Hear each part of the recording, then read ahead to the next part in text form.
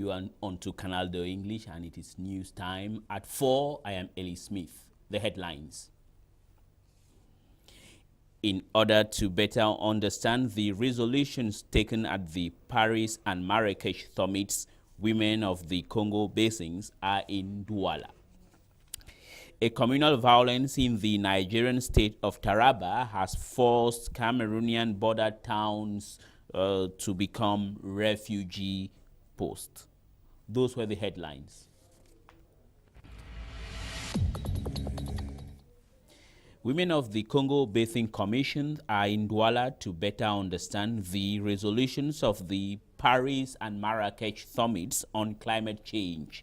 Meeting under their umbrella organization, REFAD, these women will then relay the knowledge acquired to their folks. Let's listen to an excerpt of those who took part at the current Congo Basin Commission here in Douala.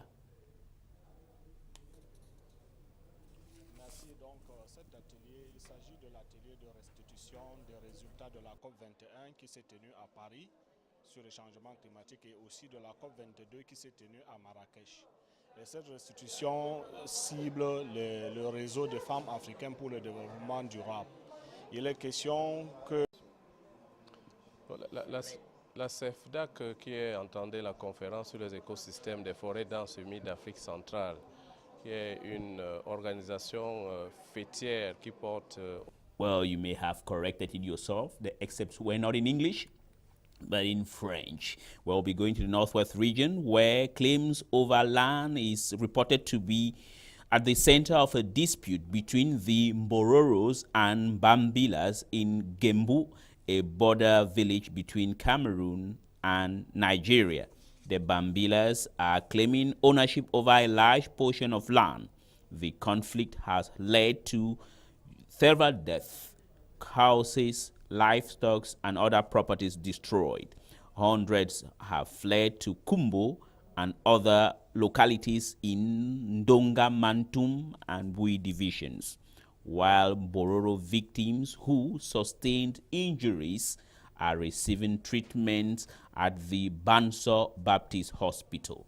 Let's listen to one of the health officials who gives us details on the appalling conflict taking place in Gembo, a border town in the Northwest region. Good afternoon, ladies and gentlemen. I'm Abdul Joda. I work at Banso Baptist Hospital, and I want to give a brief report about the influx of refugees from that is Gembu that are affected by the Mambila crisis. Right here in the hospital, let me start with the hospital. We have about 8 families that are present here. Some of them wounded. There were about 4 of them that were critically wounded or butchered, and they lost one of their clients or one of their patients, which was a mother, a woman that was actually badly butchered. The rest 3 of them, they are still under surveillance. They are still in critical condition. They are in the surgical ward, the 3 of them, but they are responding to treatment. And reliable report, we have about 150 of the Fulanis that have fled from Gembu that are present here in Kumbo. Then about 3,150 in Mayodale that are taking refuge in one of the secondary schools there in Mayodale. And so far they have lost about 710 cattle that have been butchered, and they have lost about 4,000 cattle that have been rustled by the militia. So far this is the figures that I have officially got from the media, but unofficial figures are higher than what I have given to you this present day. Yeah, Mr. Abdul, just tell me, can you estimate the number of casualties, that is the deaths? Yeah, the number of deaths as of when this incident started was about 58. But I think they have risen because some of them again and who were hospitalized in some of the hospitals were again made. While here in Douala, in the world, non-degradable plastic bags continue to inundate markets in Cameroon despite government ban. And as the world celebrates International Plastic Bag-Free Day, environmentalists are worried at the situation. Crystal Katala tells us more. Chakani and Buruka are two outstanding villages in Bafia subdivision in Bama-Inobu in the central region of Cameroon. The village is in total ruins after torrential rains battered the town. Dozens of houses were destroyed. The wind was strong and the rain was really heavy. It destroyed our houses. I am traumatized. Electricity poles and trees were also destroyed by the heavy rains, plunging the villages in total blackout, affecting hard facilities that depend on electricity energy. It is the Keys with the Buraka Health Center and the small chapel. The lightning was strong. It was like there was fire in the house. We lost our birth certificates. We lost vital documents. The situation is bad. Material damage is yet to be evaluated. The human life was lost, but inhabitants are still afraid persistent rainfall might claim more souls. The mayor of Bafia was appealed to take stock of the situation and have prescribed relief measures. Victims continue to cry out for help after they were rendered homeless by the torrential rainfall. Well, Kye-Ossi is a border town connecting Cameroon, Equatorial Guinea, and Gabon. It is a melting pot for people doing businesses in the sub-region. But just recently, business people are complaining of economic hardship, and that's the reason why our reporter Maureen D went there to find out why the businessmen of that locality are crying. This is a popular Kye-Ossi market situated at the border separating Gabon, Equatorial Guinea and Cameroon. The usual hustle and bustle is visible, but traders complain business is at a standstill at this major junction market. Goods are really expensive here. Take a product like tomatoes. It is very expensive. It's difficult to prepare tomato sauce because you need at least 500 francs to buy tomatoes. The situation is difficult for some of us who don't have money. 3 fishes for 500 francs. Housewives are lamenting over what they have described as a rise in the cost of basic commodities. Nchok Natalie, a housewife, is complaining of skyrocketing prices, expressing her indignation. Kye-Ossi used to be a very nice town. Today it is a difficult town. Everything's expensive in the market. We don't know why the Equatorial Guineans are no more coming to buy here. Others are blaming this on the closure of the borders. We don't know if this is true or not, but all we know is that the situation is bad.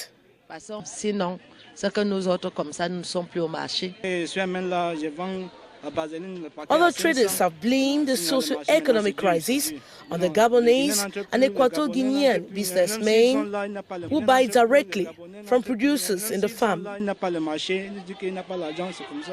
Goods are expensive here, even green spices. The situation is more and more difficult.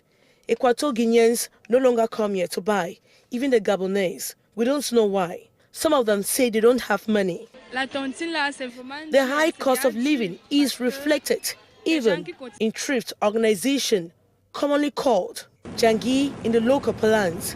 The problem cuts across all sectors. Commercial bike riders are seriously affected. They claim business is more and more difficult. From Kye-Ossi, where traders, men and women, are complaining of the current economic crisis, to another event this time around, non-degradable plastic bags continue to inundate markets in Cameroon. in spite government ban.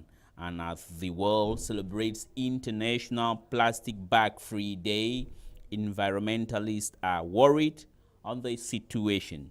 Crystal Katala.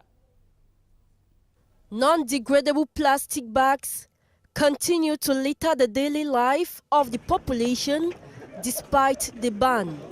In all the markets in Cameroon, they are used for packaging. I don't manufacture, I just sell. If people think that it is best, let it be so. Or if they think that it is banned, those who sell it should be arrested. The problem comes from Nigeria. If they are banned, they should not circulate. Though the government banned the circulation of plastic bags, they still inundate the market. The intention was to reduce millions of bags being used every day, which were clogging up waterways, creating an environmental hazard for animals and humans, and damaging soil fertility. As they will celebrate the International Plastic Bags Free Day, this July 3, the government of Cameroon continues to fight against the use of non-degradable plastic bags. To another defense posture, as you may well know, it is more than 7 months today since the Anglophone crisis began. Schools shut down and businesses also shut down on popular Ghost Town Mondays as a sign of civil disobedience. 8 months on, most southern Cameroonians seeking restoration of statehood are still in limbo on what direction the strike actions is going. We spoke to some residents in the cities or towns of Boya and Mutengene who were affected at the current crisis. Okay, to separate, I don't think it's a good initiative. I believe we should see how we can sit together and discuss and make Cameroon a better one, so that we have separate cultures. It should be respected, the English culture and the French culture, so that we should be independent as far as the culture is concerned. But as far as the entire nation is concerned, we should be one. Yeah. How would you say this crisis, how has the crisis affected us? Like, what do you think has been the impact on the customers, and what do you think the reason? Yeah, let me say, the crisis has affected me as a parent. It has affected me because my children are still in the house. I don't know, this academic year there wasn't any effective school there. They did not go to school. So I don't know whether the next academic year I should send them ahead or they should stay behind. It is really a problem to me, because we destabilize their foundation as far as primary education is concerned. What's happening? The direction of the Anglophone is because the French who corrupt the Cameroonian. Merci, I'm living in Munya town. My child is schooling in Kye-Ossi. For the past 6 months or 5 months, my child has not been going to school. I am leaving the school now from taking her things from the school, and I'm begging the government to resume the school because the children, they are desperate in the homes. We are facing very big difficulty now with the children. I'm begging the government to see the solution in Cameroon and make our children to go back to school. Some of them are frustrated because of us, the parents. We cannot put the children in our shoe. We have to arrange things so that things should move and the school should go back. So I'm begging the government for all the situation that is happening. So for now, the problem that we have, let the government see into the matter. Let us come together and make our children go back to school. The children don't have consent in such things that happen in the world. They are innocent children. We the parents will suffer for these children a lot. Some of them, they have not written the GCE because of inconveniences. They don't have where to stay and go to write their GCE. Some of them have not written the GCE. The money that have paid for school, some of us who have sent our school in dormitories, that is worth about a million something for about 2 children. They are in the house doing nothing. They are pasting. Well, it is on that note about the situation in West Cameroon. That we are putting an end to this edition of the news at 4 here on Canal do English.